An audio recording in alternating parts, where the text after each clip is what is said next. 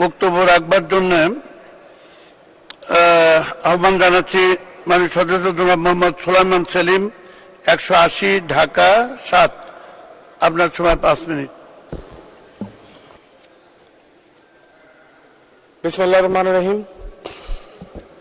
লাখো শহীদদের রক্তে অর্জিত এই মহান জাতীয় সংসদে দাঁড়িয়ে আমাকে বক্তব্য দেওয়ার জন্য মহামান্য রাষ্ট্রপতির আনীত বক্তব্যের উপরে ধন্যবাদ জ্ঞাপন করার জন্য আপনাকে আমি কৃতজ্ঞতা জানাই এবং একই সাথে আপনাকে আমি মাননীয় স্পিকার আপনাকে আমি অভিনন্দন জানাই যে দ্বিতীয়বারের মতন এই জাতীয় সংসদে ডেপুটি স্পিকারের দায়িত্ব পালন করার জন্য।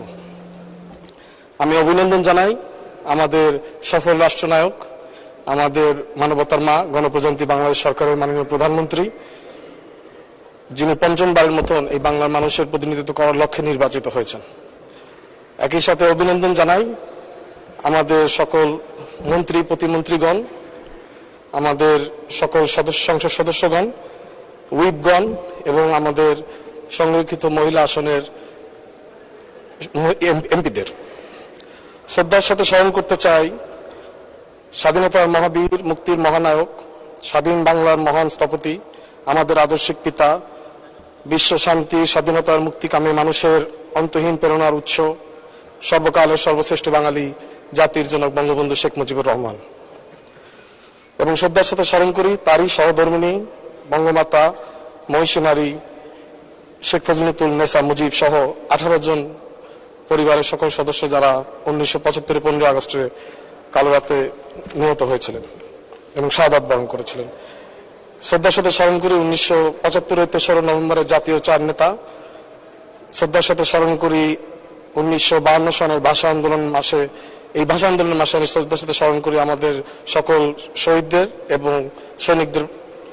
এবং 1952 থেকে 1971 পর্যন্ত গণতান্ত্রিক অধিকার আদায়ের আন্দোলনে যারা প্রাণ হারিয়েছে এবং 1971 মহান মুক্তিযুদ্ধে 30 লক্ষ শহীদ, যাদের জন্য আমরা এই স্বাধীন ভূখণ্ড পেয়েছি, এবং 2 লক্ষ নির্যাতিত মা বোনদের, যাদের জন্য আমরা এই লাল সবুজ পতাকা অর্জন করেছি।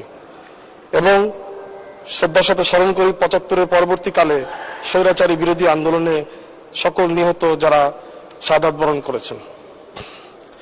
এবং শ্রদ্ধার সাথে স্মরণ করি 2004 21 গ্রেনেড হামলায় নিহত আইবি রহমান সহ 24 জন যারা শাহাদাত বরণ করেছেন।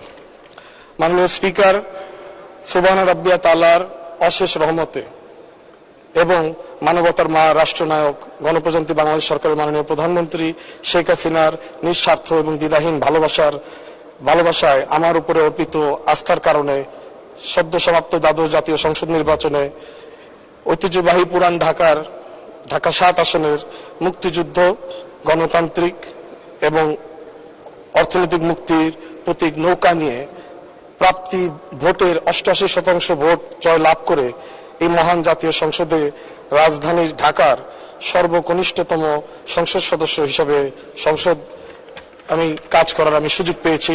এবং আমার অত্র এলাকার ঢাকা 7 আসনের সর্বস্তরের মানুষকে আমি বিশেষভাবে কৃতজ্ঞতা প্রকাশ করতে চাই, যারা আমাকে বিপুল ভোটে নির্বাচিত করে তাদের একজন কণ্ঠস্বরী হিসেবে এই মহান জাতীয় সংসদে তাদের জন্য কিছু কথা বলার আমাকে সুযোগ করে দিয়েছেন।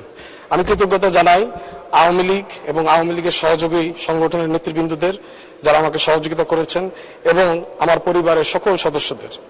এবং বিশেষভাবে আমি কৃতজ্ঞতা জানাই মহান এই জননেতার প্রতি, যিনি 75 পরবর্তীতে 1996 সনে শান্তির সপক্ষে সন্ত্রাসের বিরুদ্ধে সংগ্রাম আন্দোলন করে জনগণের আস্থা অর্জন করে, দেশরত্ন রাষ্ট্রনায়ক শেখ হাসিনার আস্থা অর্জন করে রাজপথে তার বিশ্বস্ত সহযোদ্ধা হয়ে বিএনপি জামাত জোট সরকারের বিরুদ্ধে রাজপথে বলিষ্ঠ ভূমিকা পালন করেছিলেন।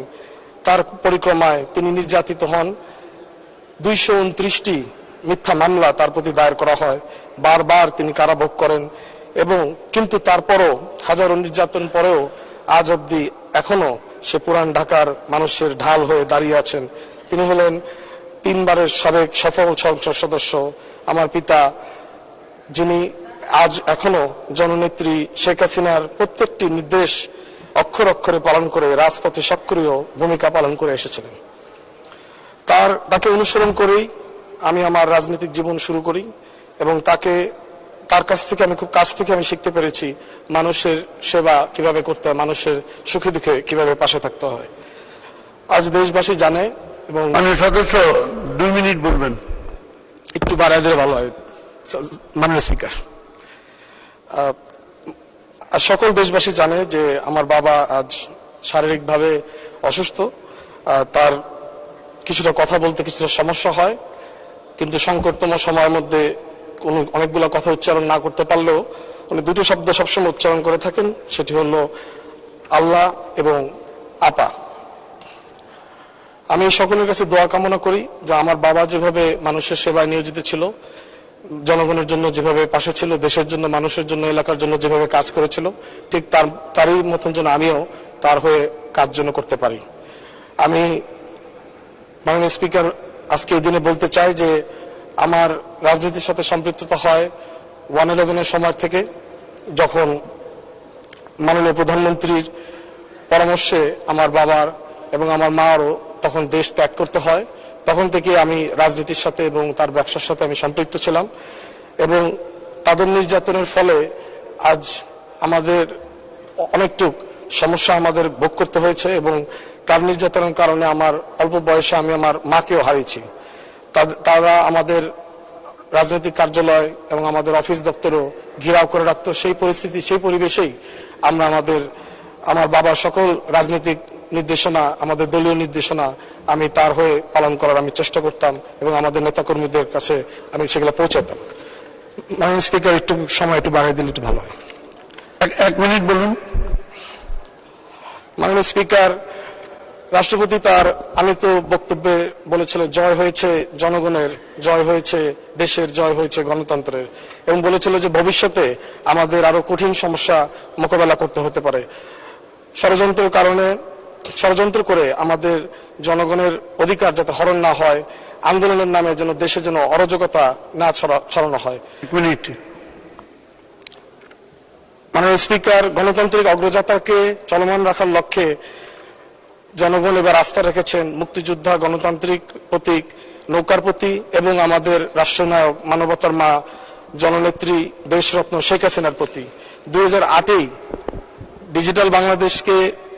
ডিজিটাল বাংলাদেশের যে ইস্তিহার ছিল, সেই ইস্তিহারকে সাধুবাদ জানিয়ে বাংলাদেশ আওয়ামী লীগকে বিপুল ভোটে জনগণ জয়যুক্ত করে আমাদের বাঙালি মানুষ আজ দেখেছে যে আজকে উন্নয়নের মহাসড়ক কত সুন্দর বাস্তবায়নের ফলেই আজকে আমরা ধারাবাহিকভাবে দেখতে পারতেছি যে আমাদের সর্বকালের সর্বশ্রেষ্ঠ বাঙালি জাতির জনক বঙ্গবন্ধু শেখ মুজিবুর রহমানের যে অসমাপ্ত স্বপ্ন ছিল সে সোনার বাংলা বাস্তবায়ন হইতে। কিন্তু দক্ষিণ এশিয়া, মাননীয় স্পিকার, একটু আমার সময় বাড়াই দিলে আমার জন্য একটু সুবিধা হয়। দুঃখিত, মানে সদস্য আপনি শেষ করুন।